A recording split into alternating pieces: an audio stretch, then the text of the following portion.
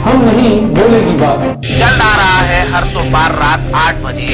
सवालों की भीड़ से घिरे आपको चाहिए जवाब, तो देखिए हमारे साथ मुद्दा लाइव पर हम नहीं बोलेगी बात। सबको प्रणाम। हर हर महादेव।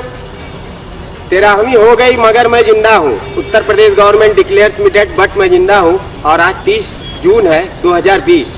जो जितने भी भारत में हमारी तरह मुर्दा जिंदा हैं, जो सरकारी अभिलेखों में मरे हुए हैं, उनसे भी निवेदन है कि इस बार कोरोना है, कोरोना को देखते हुए आप लोग अकेले ही अपने ज़िला में अपने घर पे ही मनाएं और गंगा जी के किनारे, क्योंकि सोशल डिस्टेंसिंग का बहुत ख्याल रखना है, क्योंकि कोरोना सर पे है। और कोई भी ऐसा कार्य ना करे जिससे कि शासन प्रशासन हम पे हावी हो, क्योंकि हम मरे हुए हैं, हमारा कोई नहीं है इस जहाँ में। तो उनसे निवेदन करना है और उनसे प्रार्थना पत्र हम दे चुके हैं। और सबसे जनता जनार्दन से, लोकतंत्र के चौथा स्तंभ मीडिया से सबसे निवेदन है कि कुछ लोग आ गए हैं, कुछ लोग आ रहे हैं। अभी हम मरने की जो भी क्रियाएं हैं, मरने के बाद की जो भी क्रियाएं हैं, वो यहाँ करेंगे। जिंदा रहते ही पिंडदान अपना खुद कर लेंगे मोक्ष प्राप्ति के लिए। जो कहते हैं कि बनारस काशी जो है मोक्ष का धाम कहा जाता है। तो वैसे लोग मरने की जहाँ कामना करते हैं, वहाँ हम जिंदा होने की अपील लेके जो है कि कई सालों से जो है कि I am alive, I am alive, I am alive कर रहे हैं। लेकिन आज तक सरकार के कानों पे जू नहीं रहेगा। इस अंधी और बहरी सरकार में क्या करें, कहाँ जाएं। तो सबसे यही निवेदन करेंगे कि आज तक आप लोगों ने मरे हुए आदमी का सब चीज़ देखा है, लेकिन जिंदा आदमी का भी देखिए। ये भारत है। कहते हैं भारत मुर्दों का देश बनते जा रहा है। पहले तो नहीं था, लेकिन अब भारत मुर्दों का देश बनते हुए जा रहा है। क्या कहूँ, मैं कंकाल हूँ या हूँ इंसान। जिस देश में मुर्दे जिंदा हो वह है भारत देश महान। और ऐसे में हम अपने आप को अकेला महसूस करते हैं। सर जय हिंद, वंदे मातरम, भारत माता की जय।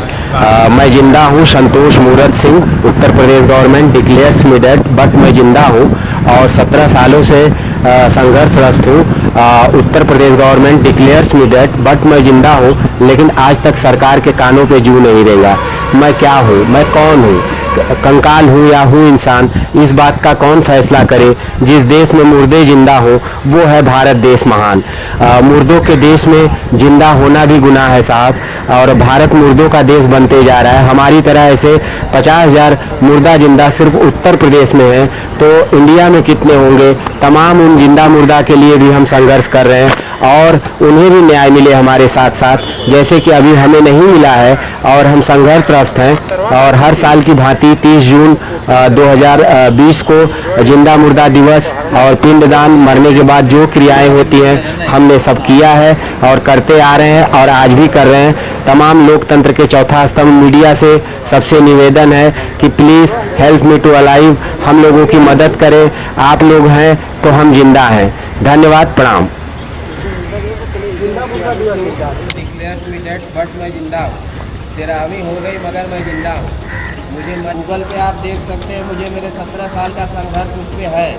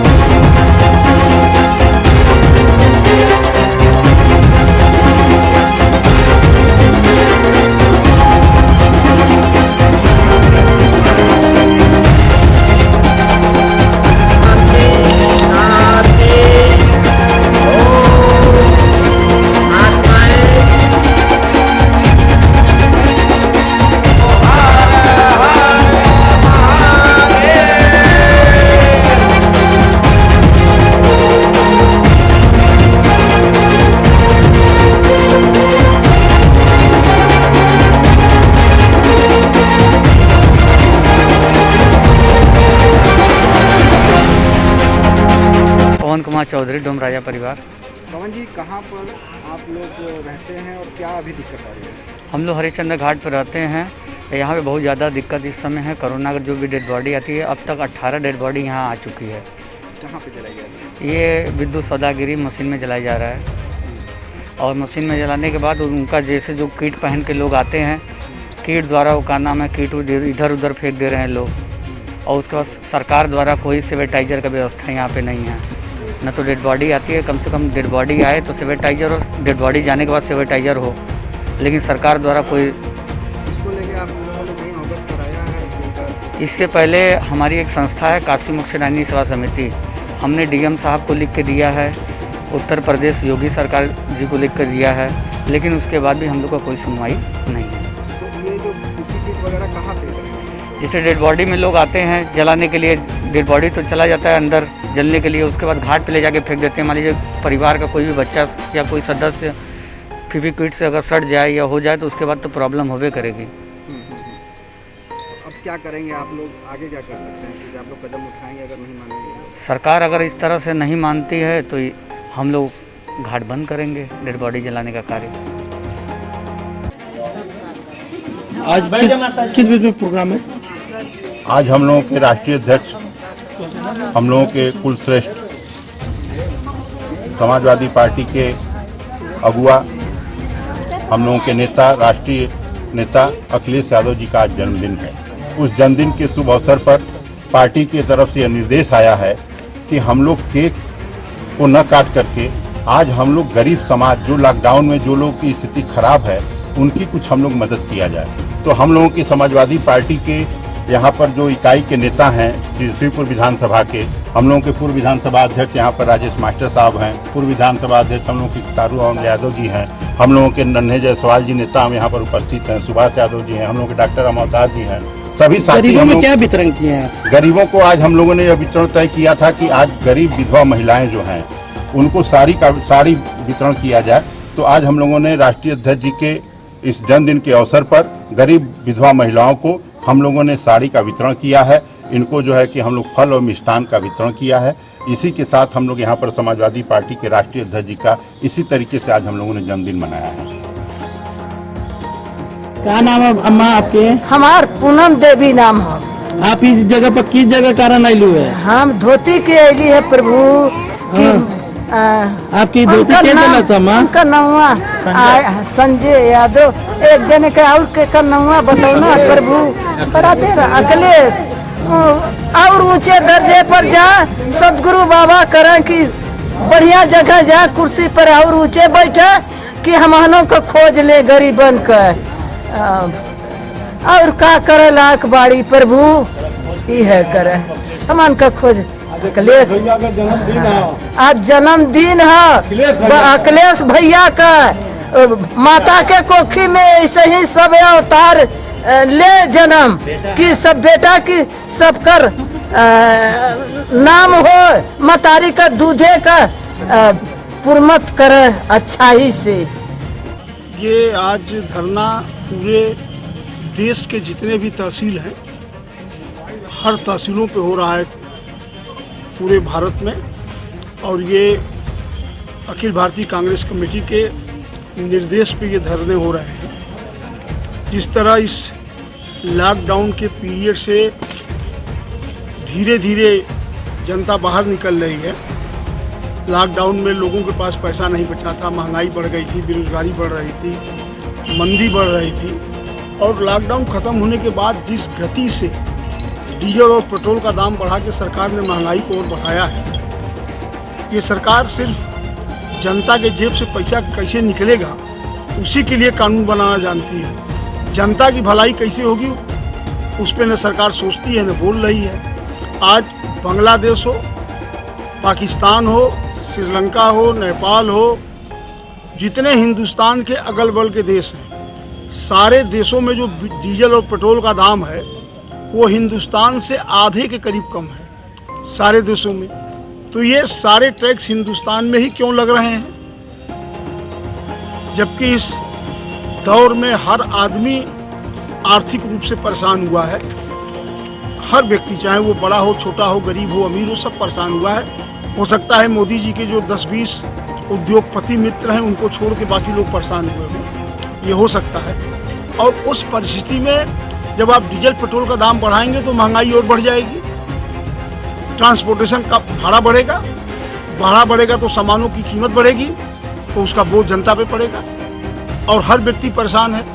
और आप अपने टैक्स को नहीं कम कर सकते, प्रदेश की सरकार अपने टैक्स को कम नहीं कर सकती। ये सारा जो डीजल पेट्रोल का दाम बढ़ रहा है, इंटरनेशनल मार्केट में ये दाम इस समय 24 और 25 डॉलर का है, और जब 51, 52, 54 और 60, 58 डॉलर होता था कांग्रेस की सरकार में, तो उस समय डीजल पेट्रोल का दाम 60 और 62 था। तो मोदी जी भाषण देते थे कि जैसे जैसे प्रधानमंत्री की उम्र बढ़ रही है भाइयों और बहनों, वैसे वैसे डीजल और पेट्रोल का दाम बढ़ रहा है। तो अब तो 80 रुपये से ज़्यादा हो गया। तो अब मोदी जी को अपनी उम्र बतानी चाहिए कि उनकी उम्र कितनी बढ़ गई 5 सालों में, अब उन्हें बताना चाहिए। यदि डीजल पेट्रोल के दाम बढ़ने से प्रधानमंत्री की उम्र तय होती है, जैसा मोदी जी बोलते थे, तो अब उनको अपनी उम्र बतानी चाहिए। और आज की जो परिस्थितियाँ हैं, उस परिस्थिति में जनता को राहत देने की आवश्यकता है, न कि जनता अपने घर द्वार को बेच के जिंदा रहे। सरकार को ये नहीं करना चाहिए। सरकार की ये नैतिक जिम्मेदारी है कि इस डीजल और पेट्रोल के बढ़े हुए दामों को वापस करे और जिससे जनता को राहत मिल सके, इसीलिए धरना है। सांसद जी, इतने दिनों तक पेट्रोल और डीजल की मूल्य में वृद्धि थी, आज एलपीजी में भी वृद्धि की गई है, क्या कहना है? एलपीजी में वृद्धि हुई, अब ये और ज़्यादा दुखद होगा। अब जो घर की महिलाएं हैं उन्हें दिक्कत आएगी एलपीजी के दाम बढ़ने से। अब देखिए सरकार क्या क्या बढ़ाती है। सरकार को सिर्फ लोगों से टैक्स लगा के पैसा चाहिए, लोगों पे वित्तीय भार बढ़ाना सरकार का काम है। और जनता इतनी टूट चुकी है, इतनी परेशान है कि जनता ऊब गई है इन सरकारों से, इस तरह की सरकारों से। जब 500 केस था कोरोना के देश भर में, तो लॉकडाउन लगाया मोदी जी ने, कहा घर का दरवाजा लक्ष्मण रेखा हो गई, पत्नी और बच्चे से भी 2 मीटर की दूरी पर रहिए। 2014 में कहते थे अच्छे दिन आएंगे, शायद इस जीवन में इससे अच्छा दिन दोबारा मनुष्य देख नहीं पाएगा। और अब जब संख्या 6 लाख पहुंच रही है और समझ गए कि मेरे बस का कुछ भी नहीं है, तो अब जनता जैसे मन चाहे वैसे रहे, मरे या जिए, सरकार से कोई मतलब नहीं है। प्रतिदिन संख्या 19,000 और 20,000 बढ़ रही है। आगे क्या रणनीति? अब देखिए आगे की रणनीति डीजल पेट्रोल पे और हर इशू पे जो जनता के भलाई के विषय हैं, उस पर हम लोग लड़ेंगे। हम लोग न सरकार के पुलिस से डरने वाले हैं, न इनकी तानाशाही से, और न कोरोना से। हम जनता के लिए लड़ेंगे और जब तब तक लड़ते रहेंगे जब तक ये सरकार जनता की बात को मान नहीं लेगी, तब तक हम ये लड़ते रहेंगे। जो भी इस तरह के की समस्याएं आएंगी लोगों के सामने, कांग्रेस सदैव लड़ती रही है और हम लड़ते रहेंगे। और हमारा तो सौभाग्य है, कांग्रेस का सौभाग्य है कि हमारे जो तीनों नेता हैं, सोनिया जी, राहुल जी और प्रियंका जी, इनके जो पूर्वज थे वो अंग्रेज़ों से लड़ते रहे और देश को आज़ाद कराए। और हम लोग ये जो काले अंग्रेज इस समय सत्ता में बैठे हैं, हम लोग उनसे लड़ रहे हैं, जो वीर सावरकर के साथ अंग्रेजों की दलाली किया करते थे, हम लोग उनसे लड़ रहे हैं। तो हम लोगों का ये सौभाग्य है कि हम लोग कांग्रेस पार्टी में। मेरा नाम संजीव सिंह है। संजीव जी, आज ये किस तरीके का आयोजन किया गया कांग्रेस पार्टी? जब से लॉकडाउन फेज़ में, वो अनलॉक 1 की बात करें या लॉकडाउन की बात करें, लगातार डीजल और पेट्रोल के दाम बढ़ रहे हैं और केंद्र सरकार की चुप्पी ये बता रही है कि सरकार पूरी तरह से हताश है और इसका ध्यान केवल चुनावी जीत की अंकड़ी साधने का रहता है, जिसको लेकर कांग्रेस पार्टी के शीर्ष नेतृत्व ने लगातार ये डीजल और पेट्रोल मूल्य वृद्धि के खिलाफ एक आंदोलन चला रखा है। पहले जिला मुख्यालयों पर था, आज पूरे देश के तहसीलों पर हो रहा है और ये आंदोलन आगे भी चलता रहेगा।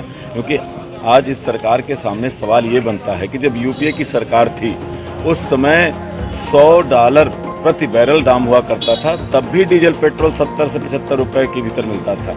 आज मिनरल वाटर जो आता है, पानी की बोतल से भी सस्ता हमारा क्रूड ऑयल है और उसके बावजूद 70 साल के इतिहास तोड़ दिया कि डीजल पेट्रोल से ज़्यादा चला गया। तो आज पूछना चाहते हैं भारतीय जनता पार्टी की सरकार से कि उस समय महंगाई डायन हुआ करती थी, तो क्या इस समय महंगाई जो है टाइटैनिक फिल्म की हीरोइन केंट विस्लेट हो गई है क्या, कि मोदी जी उससे प्यार करने लगे, बोलते नहीं हैं, डीजल का दाम बढ़ता जा रहा है। तो ये सवाल जनता के बीच में, और आज एलपीजी का दाम बढ़ाया गया जो गृहिणियों के घर का हिसाब बिगाड़ रहा है। तो महंगाई लगातार बढ़ रही है। इस कोरोना पीरियड में लगातार कोरोना के पेशेंट बढ़ रहे हैं, 5 लाख के ऊपर पेशेंट हो चुके, और आज आप देख रहे हैं कि कहीं भी हॉस्पिटल से लेकर सड़क तक कहीं भी सरकार दिखती नहीं बनती है, और केवल उसको चुनावी एजेंडे दिखाई देते हैं। तो ऐसे तमाम मुद्दों को लेकर के कांग्रेस पार्टी लगातार संघर्ष कर रही है, और इसलिए क्योंकि कांग्रेस का जन्म आंदोलन से हुआ था, हमने गोरे अंग्रेजों को खदेड़ने का काम किया था, और उन्हीं के वंशज हैं, ये सावरकर के वंशज हैं। इन काले अंग्रेजों को भी इनकी जो तानाशाही चली, इसको खदेड़ कर ही कांग्रेस बैठी। मैं राजेश्वर सिंह पटेल, जिलाध्यक्ष कांग्रेस पार्टी वाराणसी से। देखिए ये क्या हो रहा है इधर 20 दिन से लगभग डीजल पेट्रोल का इतना दाम बढ़ गया है, जिसके लिए कांग्रेस पार्टी हमेशा इसका विरोध करती चली आई है। आज हम पूरे देश में जितने तहसील है, सारे तहसीलों पर इसका विरोध करने के लिए हम कांग्रेस जन इकट्ठा हुए हैं। आज यहाँ पे कौन कौन है? यहाँ पर यहाँ के प्रभारी रहे हैं हमारे जनपद के पूर्व शासन माननीय राजेश मिश्रा जी, उनके नेतृत्व में यहाँ सारे लोग।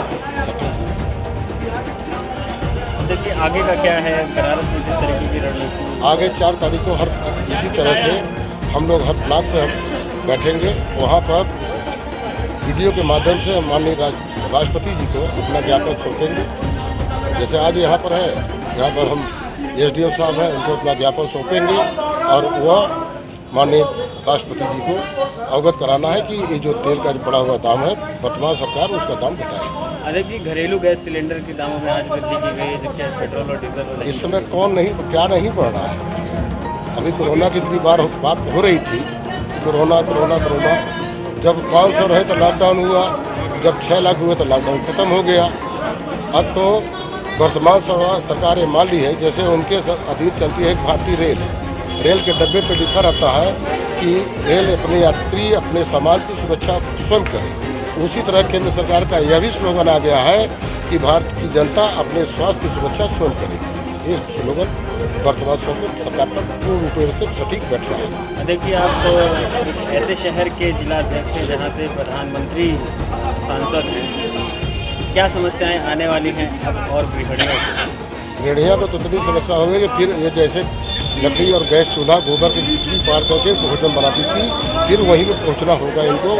अपने जो आज से 25 साल पहले जहाँ पर थी वहीं पर खड़ा होना होगा।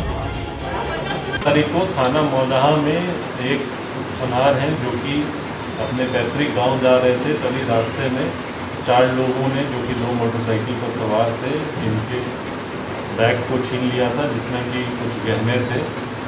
इस संबंध में थाना मौदाहा पे मुकदमा पंजीकृत कर 5 अलग अलग टीमों को लगाया गया था इस घटना के अनावरण के लिए, जिसके क्रम में थाना दीवार सर्विलांस सेल की टीम द्वारा आज इस घटना का अनावरण करते हुए 4 लोगों को गिरफ्तार किया गया है। पूछताछ में यह बात प्रकाश में आई कि इनके गांव का ही एक व्यक्ति, जो कि जानता था कि ये अपने गांव में आके फेरी लगाते हैं, इसने सूचना दी थी और अपने अन्य साथियों को इकट्ठा किया था। इसके कुछ साथी अभी गुजरात और दिल्ली से यहाँ वापस आए हैं और उनको पैसों की कमी थी। इसके क्रम में उन्होंने ये प्लानिंग की और इस घटना को अंजाम दिया। घटना का अनावरण करते हुए इन 4 अभियुक्तों के पास से घटना में प्रयोग की गई 2 मोटरसाइकिल, अवैध असला और पूरी की पूरी लूटी हुई संपत्ति इनसे बरामद कर ली गई है। संपत्ति का अगर मूल्यांकन करें तो लगभग 9 लाख के करीब की संपत्ति इनके पास से बरामद हुई है। इस घटना का शीघ्र अनावरण करने के लिए इस टीम को 25,000 रुपये का इनाम दिया गया है। एक व्यक्ति इसमें अभी वांछित चल रहा है, जिस पर इनाम घोषित कर दिया गया है और उसकी जल्द से जल्द गिरफ्तारी की जाएगी।